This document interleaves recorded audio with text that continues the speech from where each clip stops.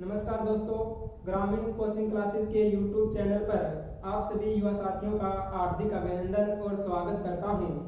आज हम अपने टॉपिक की शुरुआत करते हैं एक मोटिवेशनल के साथ।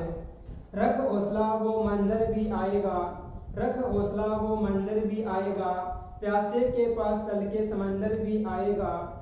थक के ना बैठ ए मंजिल के मुसाफिर, थक के ना बैठ ए मंजिल के मुसाफिर, मंजिल भी मिलेगी और मिलने का मजा भी आएगा। तो दोस्तों देखते हैं राज्य सरकार में हमारा टॉपिक चल रहा है विधानसभा। और विधानसभा में आज बात करते हैं हम विधानसभा के सदस्यों का निर्वाचन। विधानसभा के सदस्यों का निर्वाचन।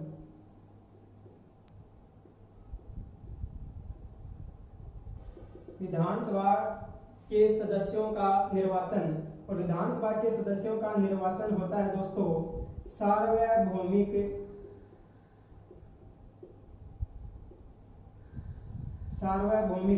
वयस्क मताधिकार के आधार पर।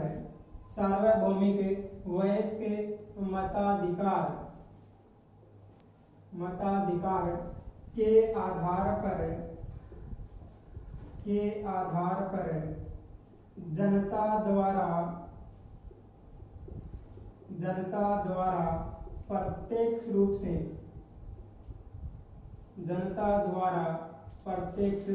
से याद रखना दोस्तों, विधानसभा के सदस्यों का जो निर्वाचन किया जाता है वो सार्वभौमिक वयस्क मताधिकार के आधार पर जनता के द्वारा प्रत्यक्ष रूप से किया जाता है। याद रखना है, विधानसभा के सदस्यों का निर्वाचन है वो प्रत्यक्ष रूप से किया जाता है। दोस्तों हमें आगे बात याद रखनी है कि सार्वभौमिक वयस्क मताधिकार की आयु है वो आयु है 18 वर्ष। 18 वर्ष।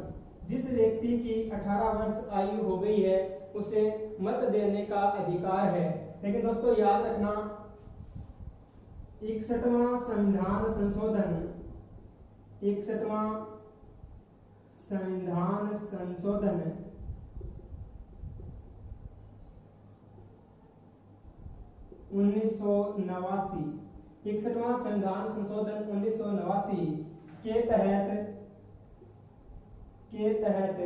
राजीव गांधी सरकार के द्वारा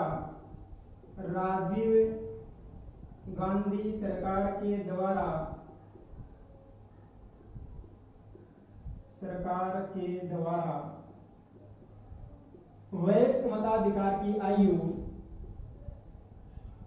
वयस्क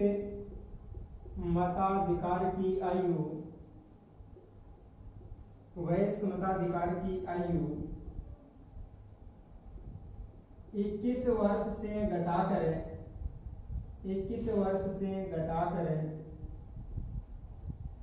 18 वर्ष की गई। दोस्तों पहले 1989 से पहले वयस्क मताधिकार की आयु थी 21 वर्ष, लेकिन राजीव गांधी सरकार के द्वारा एक संविधान में संशोधन किया गया था, 61वां संविधान संशोधन 1989। और इस संविधान संशोधन के तहत वयस्क मताधिकार की आयु 21 वर्ष से घटाकर 18 वर्ष की गई। दोस्तों आगे देखते हैं कि विधानसभा के सत्रीय अधिवेशन। विधानसभा के सत्रीय अधिवेशन।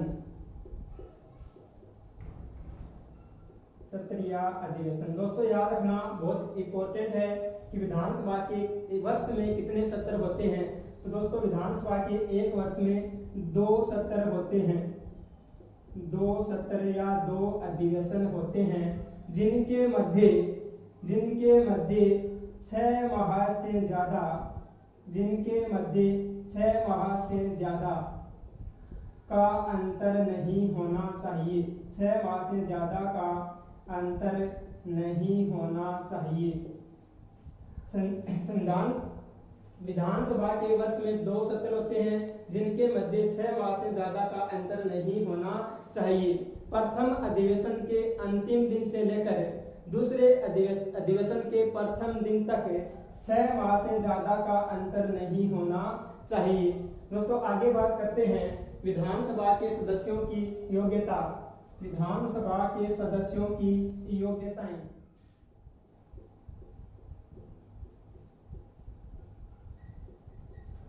विधानसभा के सदस्यों की योग्यताएं हमें याद रखनी है।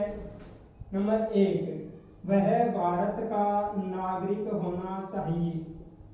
वह भारत का नागरिक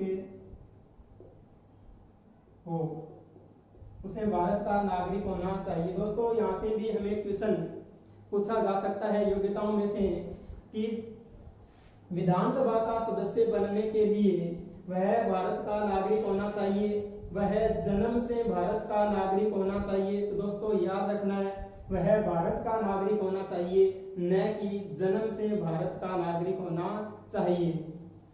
आगे बात करते हैं न्यूनतम आयु। न्यूनतम आयु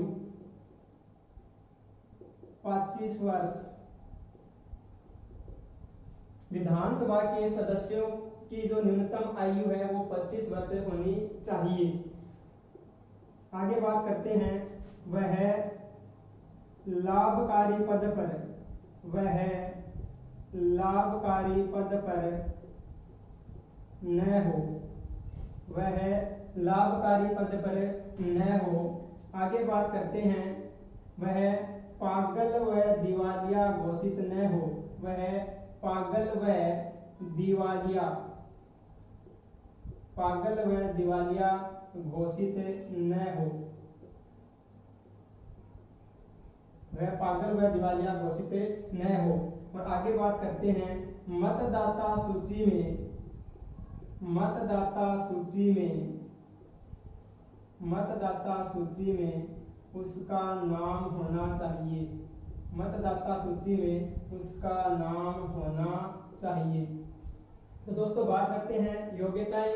योग्यताओं में 1 नंबर वह भारत का नागरिक होना चाहिए, 2 नंबर न्यूनतम आयु 25 वर्ष, वह लाभकारी पद पर न हो, पागल व दिवालिया घोषित न हो और मतदाता सूची में उसका नाम होना चाहिए। दोस्तों एक बात याद रखनी है यहाँ पर, लाभ का पद, लाभ का पद, लाभ का पद। देखो लाभ के पद का निर्धारण, लाभ के पद का निर्धारण संसद के द्वारा किया जाता है। लाभ के पद का निर्धारण संसद के द्वारा किया जाता है। बहुत ही इंपॉर्टेंट क्वेश्चन है, प्रश्न आ सकता है कि लाभ के पद का निर्धारण किया जाता है राष्ट्रपति के द्वारा, प्रधानमंत्री के द्वारा, संसद के द्वारा या उपराष्ट्रपति के द्वारा। तो दोस्तों याद रखना, लाभ के पद का निर्धारण संसद के द्वारा किया जाता है। तो दोस्तों देखते हैं कि वर्तमान में कौन कौन से पद हैं वो लाभ के पद के अंतर्गत नहीं आते हैं। वर्तमान में देखते हैं कि कौन कौन से पद लाभ के पद के अंतर्गत नहीं आते हैं। तो हम बात करें राष्ट्रपति, राष्ट्रपति, उपराष्ट्रपति, सभी राज्यों के राज्यपाल, सभी राज्यों के राज्यपाल और भारत और राज्य,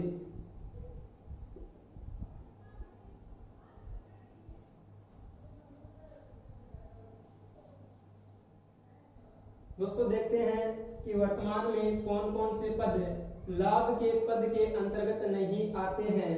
तो उनमें देखते हैं राष्ट्रपति, उपराष्ट्रपति, सभी राज्यों के राज्यपाल, केंद्र और राज्य सरकारों के, केंद्र और राज्य सरकारों के, राज्य सरकारों के सभी मंत्री, सभी मंत्री लाभ के पद के अंतर्गत नहीं आते हैं। दोस्तों बहुत ही इंपॉर्टेंट क्वेश्चन यहाँ से भी बन सकता है कि वर्तमान में कौन कौन से पद लाभ के पद के अंतर्गत नहीं आते हैं। तो हमें याद रखना है राष्ट्रपति, उपराष्ट्रपति, सभी राज्यों के राज्यपाल, केंद्र और राज्य सरकारों के सभी मंत्री लाभ के पद के अंतर्गत नहीं आते हैं। लाभ के पद का निर्धारण किया जाता है संसद के द्वारा। आगे बात करते हैं विधानसभा के सदस्यों का कार्यकाल। विधानसभा के सदस्यों का कार्यकाल। और विधानसभा के सदस्यों के जो कार्यकाल है इसका उल्लेख संविधान के अनुच्छेद 172 में किया गया है। दोस्तों योग्यताओं का उल्लेख तो संविधान के अनुच्छेद 173 में किया गया है। हम बात करते हैं कार्यकाल की, तो कार्यकाल का उल्लेख संविधान के अनुच्छेद 172 में किया गया है। अब बात करते हैं दोस्तों विधानसभा का जो कार्यकाल होता है वो होता है 5 वर्ष। विधानसभा का कार्यकाल होता है 5 वर्ष। लेकिन दोस्तों याद रखना है कि विधानसभा एक अस्थायी सदन है। विधानसभा एक अस्थायी सदन है। विधानसभा एक अस्थायी सदन है क्योंकि जब तक सरकार के पास बहुमत है तब तक तो सरकार है, अन्यथा सरकार अल्पमत में आ जाएगी। दोस्तों याद रखना विधानसभा एक अस्थायी सदन है क्योंकि जब तक सरकार के पास बहुमत है तब तक तो सरकार है, अन्यथा सरकार अल्पमत में आ जाएगी। आगे बात करते हैं दोस्तों कि विधानसभा एक अस्थायी सदन है क्योंकि अनुच्छेद 174 के तहत राज्यपाल विधानसभा को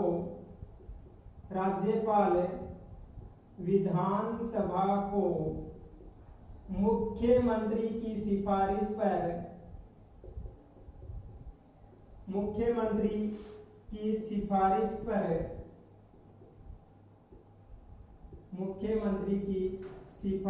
पर समय से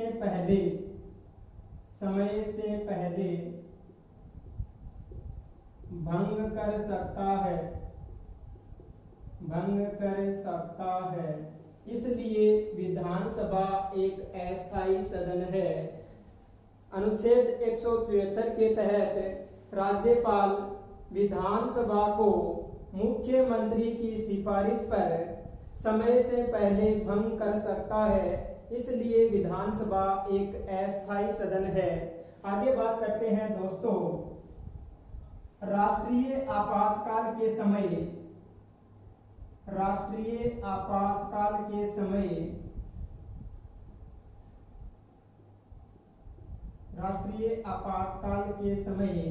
विधानसभाओं का कार्यकाल बढ़ाया जा सकता है।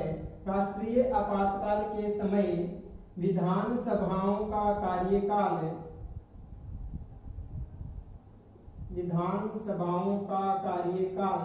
बढ़ाया जा सकता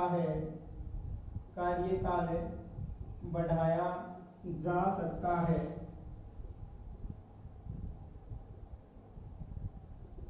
अनुच्छेद 356 का प्रयोग हो अगर देश में, तो विधानसभाओं का कार्यकाल एक बार में 1 वर्ष तक बढ़ाया जा सकता है।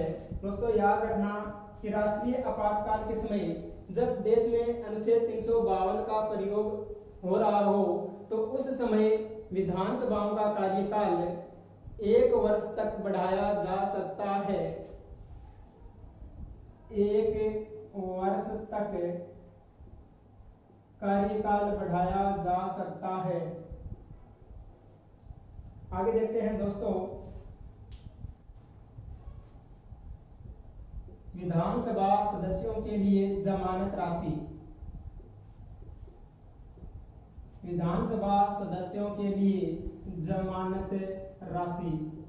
दोस्तों याद रखना विधानसभा सदस्यों के लिए जमानत राशि होती है 10,000 रुपए। 10,000 रुपए विधानसभा सदस्यों के लिए जमानत राशि होती है 10,000 रुपए। अगर हम बात करें SC व ST के सदस्यों के लिए जमानत राशि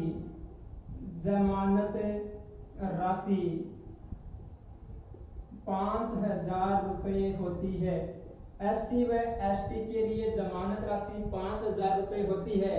और बात करें सामान्य के लिए, तो सामान्य के लिए जमानत राशि होती है वो होती है 10,000 रुपये। दोस्तों यह जमानत राशि जब्त भी हो जाती है, यह जमानत राशि जब्त भी हो जाती है अगर किसी कैंडिडेट को कुल मतों का 1/6 भाग, अगर किसी कैंडिडेट को कुल मतों का 1/6 भाग प्राप्त नहीं हो, कुल मतों का 1/6 भाग प्राप्त नहीं हो तो उसकी जमानत राशि है वो जब्त हो जाती है। और दोस्तों याद रखना, यह जमानत राशि सीधे सीधे आरबीआई में चली जाती है, भारतीय रिजर्व बैंक। अगर किसी कैंडिडेट को कुल मतों का 1/6 भाग प्राप्त नहीं हो तो यह जमानत राशि जब्त हो जाती है और यह जमानत राशि आरबीआई में चली जाती है, भारतीय रिजर्व बैंक में। आगे बात करते हैं दोस्तों विधानसभा सदस्यों के लिए चुनाव खर्च राशि। विधानसभा सदस्यों के लिए चुनाव खर्च राशि, विधानसभा सदस्यों के लिए चुनाव खर्च राशि। दोस्तों विधानसभा सदस्यों के लिए जो चुनाव खर्च राशि है वो होती है 28 लाख, 28 लाख। दोस्तों यह राशि पहले थी 16 लाख। अगर हमें पूछा जाए कि विधानसभा सदस्यों के लिए जो चुनाव खर्च राशि है वो कितनी है, तो दोस्तों याद रखना 28 लाख और यह राशि पहले 16 लाख रुपए थी, पहले 16 लाख रुपए थी, पहले यह राशि 16 लाख रुपए थी लेकिन अब 28 लाख रुपए है। हम बात करें लोकसभा के सदस्यों के लिए चुनाव खर्च राशि, तो लोकसभा के सदस्यों के लिए चुनाव खर्च राशि दोस्तों है 70 लाख रुपए, जो कि पहले 40 लाख रुपए थी। आगे बात करते हैं दोस्तों एक विधायक को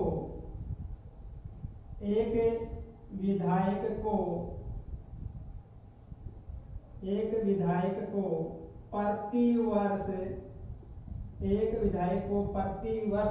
अपने क्षेत्र के विकास के लिए, अपने क्षेत्र के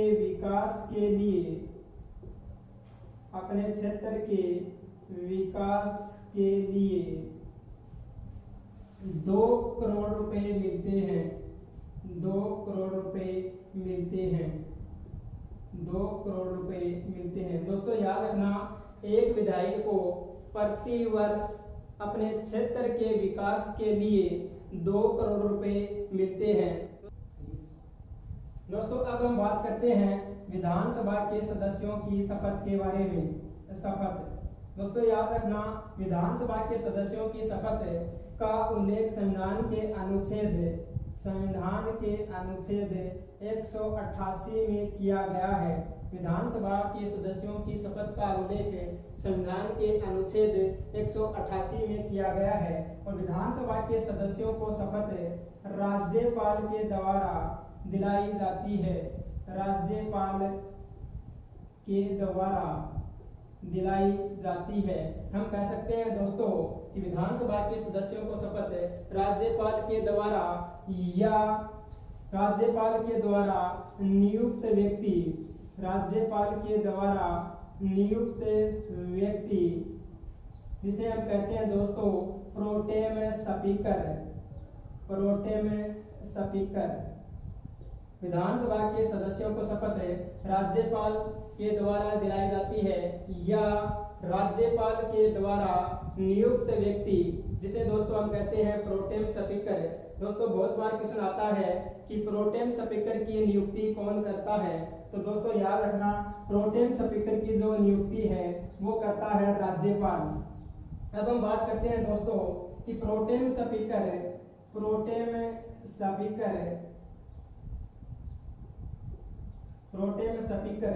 सदन का सबसे वरिष्ठ सदस्य होता है। प्रोटेम स्पीकर सदन का सबसे वरिष्ठ सदस्य होता है, वरिष्ठ सदस्य होता है। अब आगे बात करते हैं दोस्तों कि प्रोटेम स्पीकर का कार्य क्या होता है। प्रोटेम स्पीकर का कार्य क्या होता है, तो प्रोटेम स्पीकर के हम प्रमुख कार्यों की बात करें, प्रोटेम स्पीकर के प्रमुख कार्य, प्रोटेम स्पीकर के प्रमुख कार्य। हम बात करते हैं दोस्तों कि प्रोटेम स्पीकर का जो पहला कार्य होता है वो होता है सदस्यों को शपथ दिलाना, सदस्यों को शपथ दिलाना, सदस्यों को शपथ दिलाना। प्रोटेम स्पीकर का पहला काम दोस्तों होता है विधानसभा के सदस्यों को शपथ दिलाना, और दूसरा कार्य इसका होता है अध्यक्ष व उपाध्यक्ष का चुनाव करवाना, अध्यक्ष व उपाध्यक्ष, अध्यक्ष व उपाध्यक्ष का चुनाव करवाना।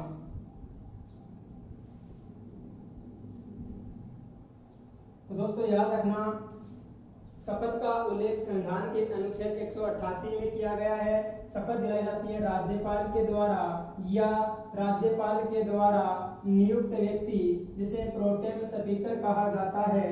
प्रोटेम स्पीकर सदन का सबसे वरिष्ठ सदस्य होता है और इसके जो प्रमुख कार्य हैं वो है विधानसभा के सदस्यों को शपथ दिलाना और अध्यक्ष व उपाध्यक्ष का चुनाव करवाना। दोस्तों याद रखना, विधानमंडल के